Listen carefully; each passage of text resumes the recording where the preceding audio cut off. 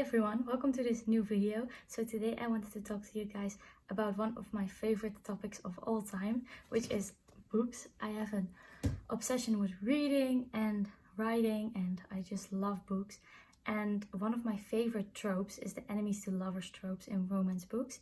So today I wanted to give you guys my ultimate list of enemies to lovers books, and maybe you find books that you haven't read yet, and maybe you're new to reading, and these are very easily accessible. So let's start. So the first book is From Look Off With Love by Mariana Zapata. The book is about Jasmine, who is a figure skater, and she has done it for over 17 years, but she feels like after those years her career is coming to an end. She's had numerous injuries and she's not as good as she used to be. But then one day she's offered to be the partner of Ivan Lukov, who is also a figure skater that she has basically hated for her entire career. So the reason I like this book is obviously I love sports romance, and this is a really good one. I'm into figure skating, so this is very good if you like that. I love the dynamic between Jasmine and Ivan. They have such good enemies to lovers, and they have a lot of tension, and you know, they have reasons why they hate each other, because sometimes in books it's like so ridiculous why they hate each other, but with this one it's good, you know. The book is pretty slow burn, which I really like about it. I love slow burn romance, and I think it's really well written. Mariana Zapata's books are all good, you know. I love The Wolf, Winnipeg and Me, Gulfi.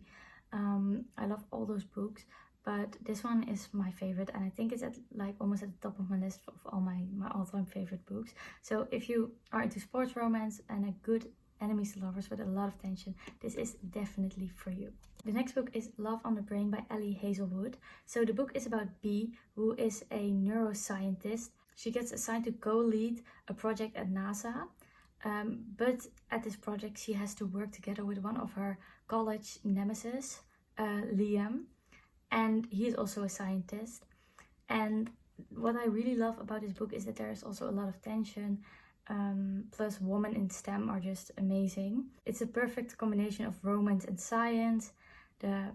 Liam is very brooding and, you know, tall, dark and handsome, which I really like. It's very grumpy sunshine coded, and I love that there's I don't know, there are a lot of storylines going on, because there's something with a secret Twitter account, then there's the whole storyline at NASA.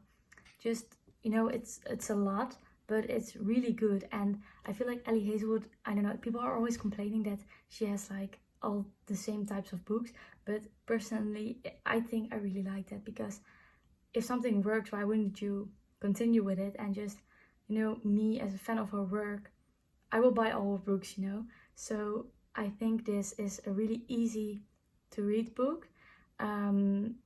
Although if you're not very into science, it might be, some parts might be difficult to understand. I'm personally really into NASA and stuff like that, so for me this was a treat to read. But her other books, like The Love Hypothesis, was a little bit harder for me to read because I'm not very into that type of science. With this one I really did enjoy it. I think it's perfect for you if you want to read a grumpy sunshine type of novel with a lot of tension and a lot of enemies to lovers, and if you like science as well. Next is The Unhoneymooners by Christina Lauren. The book is about Olive, who has a twin sister, and Olive has always been the unlucky type of twin, and her sister always has had so much luck. But one day her luck changes when she's at her sister's wedding, and everyone who eats from the buffet gets food poisoning, including her sister and brother-in-law. So they aren't able to go on their honeymoon to Hawaii, to Maui. Because of that, Olive is going along with Ethan, who is the brother-in-law's brother, and they have hated each other since they first saw each other. So that's, you know, a recipe for disaster. What I really like about this book is the setting. I love Hawaii, I love summer, I love the beach, so this is like a really good book if you like things like that. There's also a bit of fake dating into this, because they have to pretend that they're married because they're going on a holiday, and otherwise the resort will think they are faking it because they got the trip like for free or something like that. So because of that, they have to pretend that they're married, and it also has something to do with Ollie's new job, why they have to pretend that they're actually married. So there's fake dating as well. There are definitely some plot twists near the end, which some people say they're predictable, and I have to say they were slightly predictable, but on the other hand, I was also like surprised because I didn't expect this book to have like major plot twists, but it had. So I really liked it as well. It's not just about falling in love, this book, but it's also about Olive finding out who she is and that she isn't necessarily unlucky. And it has a lot of rom-com vibes, which is amazing. The book is also very easy to read, which is honestly also why I would recommend it to everyone who is like starting to read and who's like getting into reading. I think this would be the perfect book for you if you like all those things. Beach Read is also a very good enemies to lovers book. The book is about January, who is a romance writer, and she's struggling on the job. You know, she has to leave her apartment and goes to a lake house, which is owned by her family, I think, or something along the lines of that. It's been a while since I've read it. But she's also struggling to write the new novel that she has promised her publisher to write. And she's really struggling, so she decides to go to the lake house and just relax and start writing her novel. When she arrives there, her neighbor turns out to be Augustus, who's also a novelist and a former college enemy. They kind of hate each other because they've been rivals in college, just like with Love on the Brain. And because of that, January is not happy about him being there. Because of the writer's block, they change genres to write. So Gus goes to write a romance book, while January writes more of a serious literary fiction type of book, which is Gus' cup of tea. And they help each other with it, so they go on outings, they go on dates to help each other work on a book and to get their inspiration back. What I really liked about this is that it not only had enemies to lovers with a lot of tension, but also forced proximity because they were stuck together because of the neighboring houses. I also really liked the part where they helped each other and where they went on dates and they went to something which I'm not going to spoil to help January write her book. And it had a lot of small town vibes. You know, there was a book club.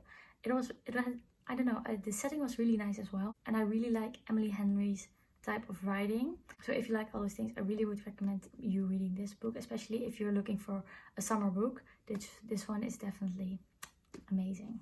Last Chance book is one of my favorite books ever. So the book is about Madeline, who wants to take over her family's bookstore after she finishes college. But across the street from the bookshop, there is a really big, like Barnes & Noble's types of and Waterstones type of bookstore opening called Prologue.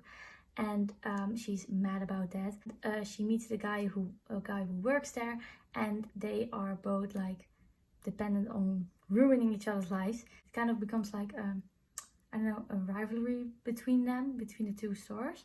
And but they also at the same time are falling for each other, which is something I really like.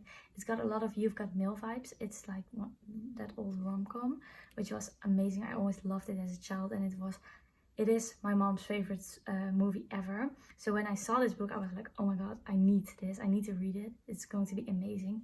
It's very young adult, and there is a lot of banter, which I really like.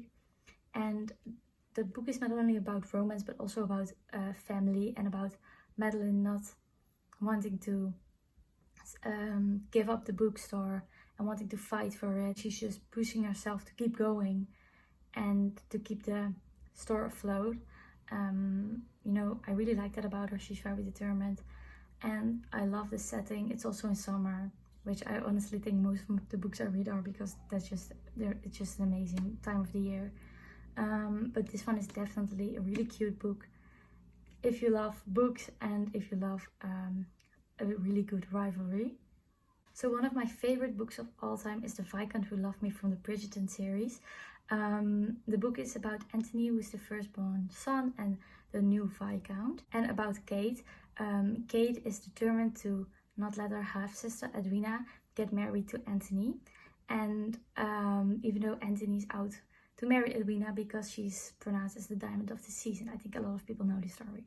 Kate doesn't want Anthony to marry Edwina because of his reputation as a rake, and she's just determined to ruin it. But at the same time, you know, they realize that they're like a perfect match for each other, and they end up falling in love. Honestly, it has a lot of denial about their feelings. They have extreme chemistry. I think one of the best chemistries I've ever read in books. They're so well made for each other. Obviously it's Regency romance, which is just amazing if you love that. And it's also a lot about responsibility, about Anthony and both Anthony and Kate feeling the responsibility over their siblings and feeling like they need to do something because they are the oldest siblings, and Anthony dealing with something like a pretty big trauma that he has because of his father dying. And I think they are very serious topics that are being discussed, but also really good that they are being discussed. So yeah, if you love Regency romance and a really good enemies to lovers, this is definitely one of the best books you could choose. Better Than the Movies is a book that has recently become pretty popular, and it is about Liz, who is a true romantic. She's obsessed with the rom-coms that she and her mother used to watch before her mother passed away, and she's determined to create a love like that for herself because she always talked to her mother about it. And when her childhood crush Michael gets back in town, she's determined to make him hers, and she needs her neighbor's help for that. Wes is friends with Michael, and Wes and Liz have hated each other their entire lives. You know, they always are just fighting and annoying each other, and I think that their dynamic is so good. And there's fake dating in this because Wes and Liz decide to fake date to make her more like attractive to Michael, because she feels like people don't want her, and I don't know, Wes decides that it's good for them to fake date. There's a lot of trauma in this because Liz has a pretty big trauma because of her mother dying, so that's something to think about before you read this book. It is a very swoon-worthy romance. I love how there are being mentioned like old and famous rom-coms and just things like that. I love things like that because I love those rom-coms. It has very 10 Things I Hate About You vibes, which I know is a really popular movie. So if you like movies like that, then you will love this. The last book on the list is Highly Suspicious and Unfairly Cute. The book is about Celine and Brad. They formerly were really close best friends, and they have grown apart. And they find themselves spending more time together now that they are in their senior year, because they are both preparing for their college experience, and they go on a camp from a lawyer who will guide them to become some of the best lawyers. And at the end of the day, three people will win, or like one person, I'm not really sure what it was, will win a scholarship, a full ride scholarship towards their university of choice. I really like this book because it dealt with mental health, because Brad had OCD. It was very friends to enemies to friends to lovers, so it was really back and forth. But I really liked that about it because I love friends to lovers, but I love enemies to lovers more, so it was like both of that. There is some family trauma in this because Celine has been traumatized by her dad leaving her and her sister and her mom. So there's a lot of that in this book, which I think is really good because it talks about serious topics. It's very young adult, which I personally like. I've kind of grown out of that phase, but I like reading books sometimes like that. So if you're a little bit younger, this will be perfect for you. And I really like the setting because the book happens in nature, but it's also in school and at home, so there are a lot of different types of settings. I just really like the overall topics because it's about friendship, it's about hurt, it's about love, it's about stress, about going to college. So there are a lot of like really important life topics discussed in this, which I really like, and I really think you will enjoy this book if you love topics like that and you love nature and you love just a really good enemies to lovers. So that was a list of my ultimate enemies to lovers books. Honestly, I could probably add a lot more of books to this list, but this was mostly just romance books. I also have a lot of enemies to lovers books that are like fantasy because I'm really into fantasy, probably even more than these type of books. So I could also make a list about that. But these are definitely one of my favorite books of all time. And I hope you liked this video. I hope you got some inspiration. If you have any questions about these books, please leave them in the comments and I will answer them all. So thank you guys for watching, and I hope to see you in my next video. Bye bye!